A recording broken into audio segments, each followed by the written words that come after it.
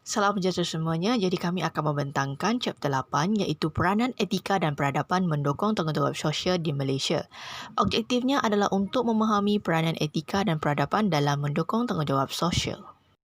Realiti sosial sejagat terbagi kepada dua iaitu tarifan autoriti dan tarifan harian. Untuk tarifan autoriti yang ditentukan oleh pemerintah, adat istiadatnya ada protokol yang untuk dipatuhi. Jika melibatkan negara asing, formalitinya semakin ketat dan terperinci. Jadi, ia mempunyai kesedaran nasional yang lebih tinggi dan formal. Okey, sekarang ini kita fokuskan pula untuk tarifan harian yang ditentukan oleh individu, keluarga dan komuniti, mempunyai adat resam iaitu perilaku kehidupan seharian tapi ia tidak mempunyai peraturan yang formal. Jadi, tanggungjawab sosialnya adalah dalam bentuk adat dan nilai hormat menghormati menjadi panduan.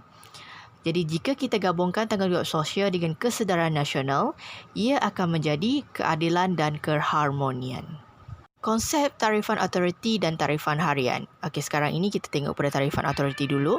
Realiti sosial merujuk kepada situasi dan tingkah laku yang dikaitkan dengan perundangan, protokol, perlembagaan yang diperakui bersama disertakan dengan dokumen daripada pihak berkuasa. Okey, untuk tarifan harian pula, tarifan yang diterima bersama tanpa undang-undang formal. Jadi kita akan menjawab soalan iaitu bendera Malaysia jalur gemilang diterbarikan adalah autoriti. Melanggar lampu isyarat warna merah adalah autoriti. Street wedding dijalankan di atas jalan kawasan perumahan adalah harian. Seorang Muslim tidak membeli di kedai tiada sijil halal JAKIM adalah autoriti. Dan yang akhir sekali, sebuah persatuan Buddhis memberi bantuan kemanusiaan kepada mangsa banjir tanpa mengira etnik dan agama mangsa adalah harian. Kami teruskan pembentangan dengan member yang seterusnya. Terima kasih. Seterusnya ialah peranan etika dan peradaban dalam mendukung tanggungjawab sosial. Menghayati etika dalam tanggungjawab sosial. Dalam masyarakat pelbagai etnik dan agama di Malaysia, maka istilah-istilah etika, moral, akhlak dan sebagainya diguna pakai untuk memaparkan tanggungjawab sosial. Tanggungjawab seseorang anggota masyarakat lahir dari teras nilai dalam peradaban mereka.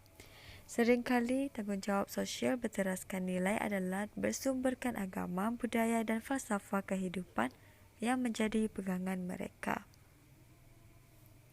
Yang seterusnya ialah the 12 core action values and the cornerstone that put action into those values. Yang pertama ialah laying a solid foundation. The first mix core action values and associated cornerstone develop inner strength of character. Taking action. The second core action values and associated cornerstone catalyze action and contribution. Contohnya, for example, awareness, faith, integrity, focus, vision dan sebagainya. Seterusnya ialah nilai-nilai kepimpinan. A. Substantive rationality. Yang pertama ialah amanah, perasaan malu, jujur dan berani. B. Formal rationality. Kerajinan, kawalan diri, jangan ambil hak orang dan sistem yang teratur. Definisi bagi tanggungjawab sosial adalah satu kemampuan refleksi seseorang individu terhadap pandangan hidup yang dipegang tentang keadilan dan kebaikan demi kesejahteraan hidup bersama.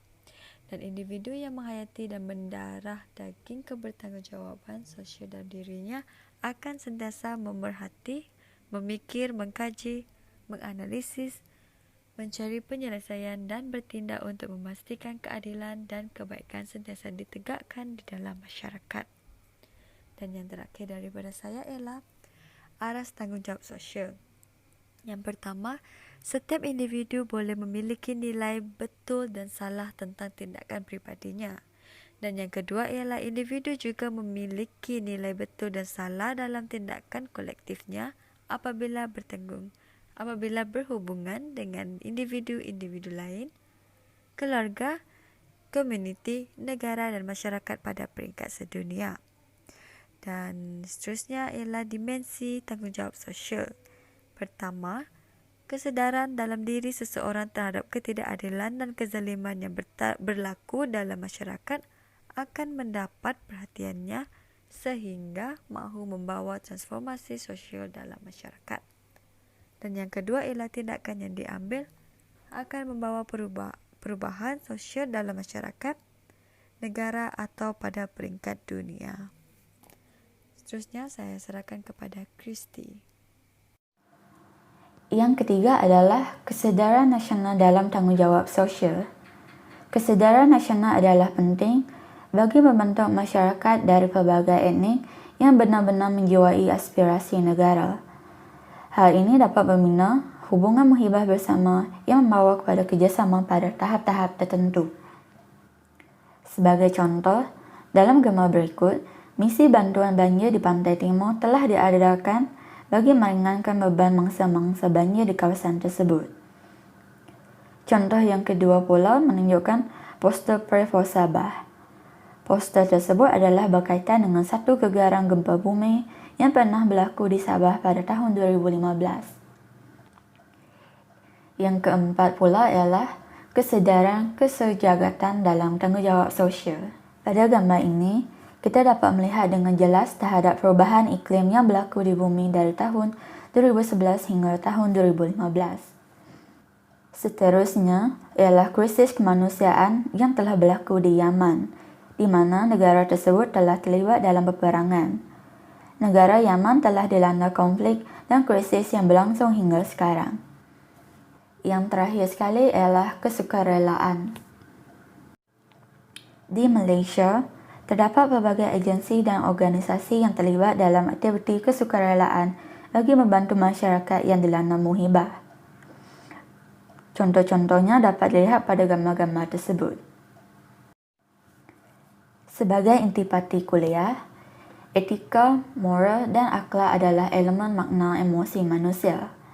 Ia adalah tali-tali pengikat kemanusiaan, social bonding, social cement, hingga terbina hubungan antara manusia, kumpulan, negara dan sedunia. Ia perlu dikaji bukan sahaja pada peringkat individu, tetapi juga pada peringkat akar umbi, iaitu mikro, institusional, masyarakat sivil dan pihak berkuasa, iaitu makro.